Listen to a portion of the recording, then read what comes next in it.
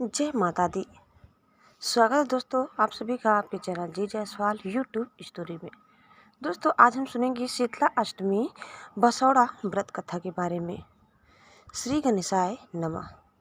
एक बार शीतला माता ने सोचा कि चलो आज देखूं कि धरती पर मेरी पूजा कौन करता है, कौन मुझे मानता है। यही सोचकर शीतला माता धरती पर राजस्थान के डुंगरी गांव में आई और देखा कि इस गांव में मेरा मंदिर नहीं है और ना ही मेरी पूजा होती है।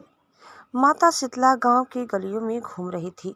तभी एक मकान के ऊपर से किसी ने चावल का उबला पानी यानी मांड नीचे फेंका।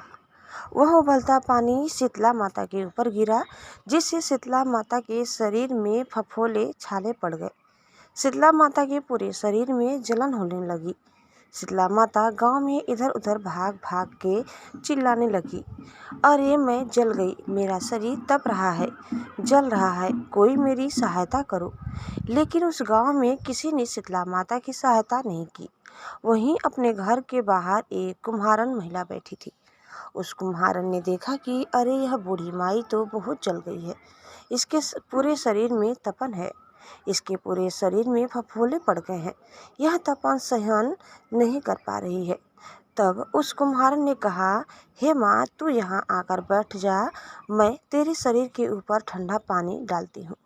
कुम्हारन ने उस बूढ़ी माई पर खूब ठंडा पानी डाला और बोली, हे माँ मेरे घर में रात की बनी हुई राबड़ी रखी है, थोड़ा दही भी है, तू दही राबड़ी खा ले। जब बूढ़ी माई ने ठंडी ज्वार के आटे की राबड़ी और दही खाया तो उसके शरीर को ठंडक मिली।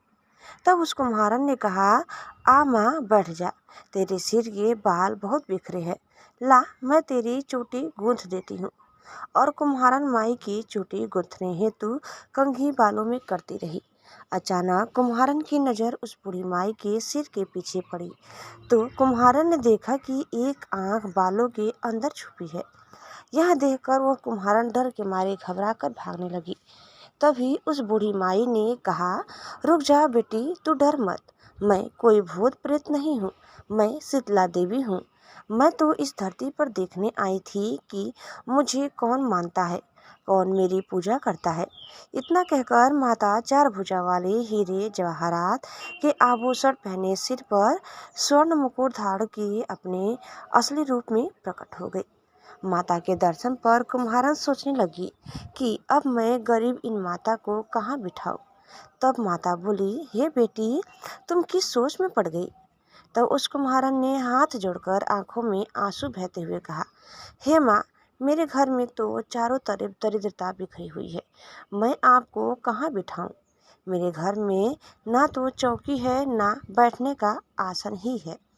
तब शीतला माता प्रसन्न होकर उस कुम्हारन के घर पर खड़े हुए गधे पर बैठकर एक हाथ में झाड़ू दूसरे हाथ में डलिया लेकर उस कुम्हारन के घर की दरिद्रता को झाड़कर डलिया में भरकर फेंक दिया और उस कुम्हारन से कहा, हे बेटी मैं तेरी सच्ची भक्ति से प्रसन्न हूँ, अब तुझे जो भी चाहिए मुझसे वरदान मांग लो।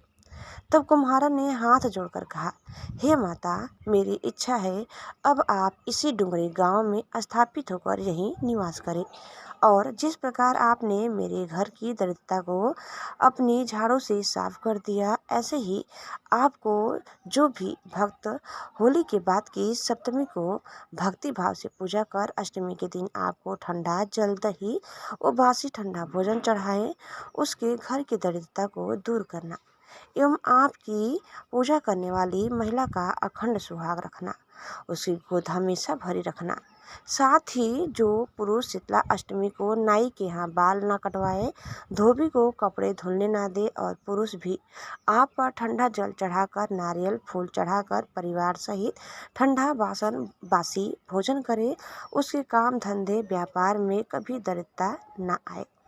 तब माता बोली, तथास्तु। हे बेटी जो तूने वरदान मांगे हैं मैं सब तुझे देती हूँ। हे बेटी तुझे आशीर्वाद देती हूँ कि मेरी पूजा का मुख्य अधिकार इस धरती पर सिर्फ कुम्हार जाति का ही होगा।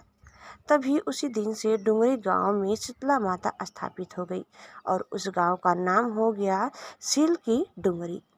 सील की डुंगरी भारत का एकमात्र मुख्य मंदिर है। शीतला सप्तमी के दिन यहाँ बहुत विशाल मेला लगता है। दोस्तों इस प्रकार हमारा यह कहानी यही समाप्त होती है। आपको कैसी लगी कमेंट करके ज़रूर बताइए, और चैनल में नए हैं तो प्लीज़ लाइक शेयर और सब्सक्राइब करना न भूलें। धन्यवाद। जय माता शीतला।